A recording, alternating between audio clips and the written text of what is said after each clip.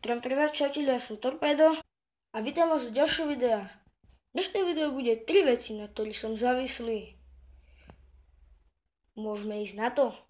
Ešte vás chcem upozorniť, že tieto veci budú trošku čudné a dúfam, že vás neodradia od toho, aby ste nás prestali pozerať. A môžeme ísť na to, už to hovorím druhýkrát, ale môžeme ísť na to. Ako prvá vec, na ktorej som závislý, je ukusovací nechty. Určite to robíte veľa z vás.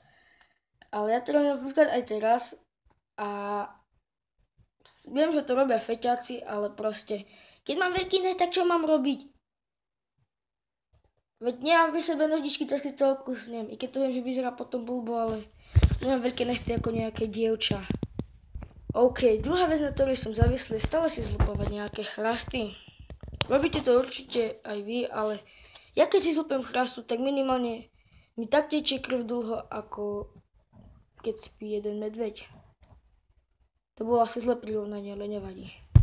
OK, a tretia vec, na ktorej som závislý, je pomenovať hociaké predmety. Viem, že to robí aj Exploited, ale ja to proste robím tiež, určite to robíte aj vy. Napríklad moja šatňa sa volá Alžbetka a moji kamaráti vám to dosvedčia. Tomu ver. V množnom čísle.